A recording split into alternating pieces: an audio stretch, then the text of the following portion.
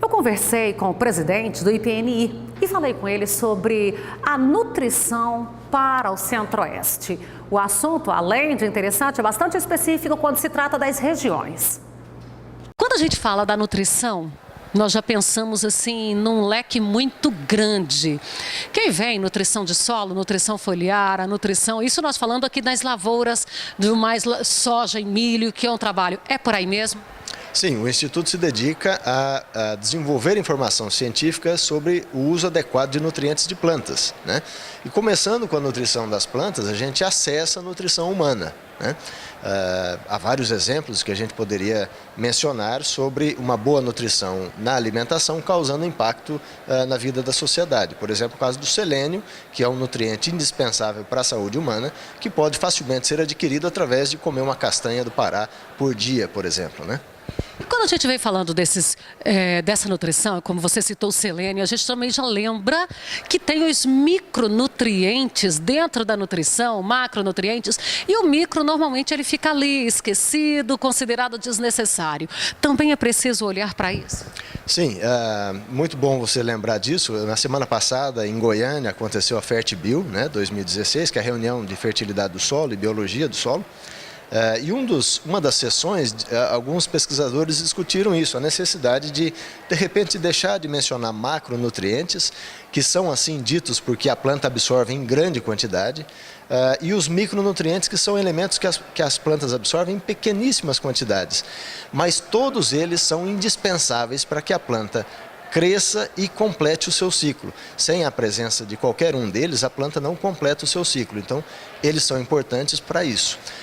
Seria interessante a gente pensar realmente de que não é porque a gente adiciona um nutriente em grande quantidade no solo para nutrir a planta que ele é o mais importante naquela situação. Não, de repente, a deficiência da planta é por um micronutriente, por exemplo, um magnésio, um manganês, ou um zinco, ou um boro, né?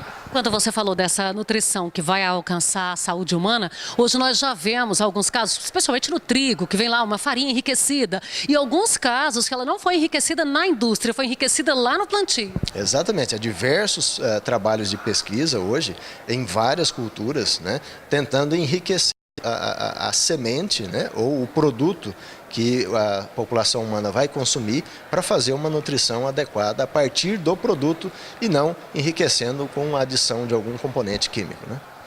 Eros, e tem ainda aquela questão nutricional, porque nós estamos falando aqui de milho, de soja, que são as culturas mais comuns por aqui, o trigo, que é fácil para a gente falar, porque a farinha, o pão está na mesa de todo mundo, mas e a pastagem? Porque aí eu vou ter um intermediário extra, porque teria que enriquecer a pastagem para eu ter um leite enriquecido, seria isso? Que ainda vai ter uma vaca atravessando o caminho aí entre eu e a pastagem?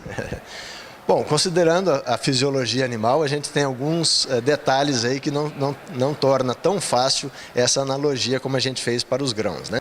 O Brasil é o quarto maior consumidor de fertilizantes do mundo, perdendo apenas para a China, Índia e Estados Unidos. E se a gente for olhar as principais culturas que consomem esses nutrientes através dos fertilizantes, são a soja, o milho, a cana, o café e o algodão. Essas 5 culturas consomem 91% dos fertilizantes no Brasil, comercializados no Brasil. E as pastagens recebem apenas 1,5% dessa quantidade. Quase nada. Quase nada. Se a gente contabilizar em números de área explorada com pastagem, a gente vai ver que esse número dá 3 quilos de fertilizantes por hectare ano. Ou em nutrientes, 1 quilo de nutrientes por hectare ano, se a gente considerar uma concentração média de 30% nos fertilizantes. Então isso é baixíssimo, né?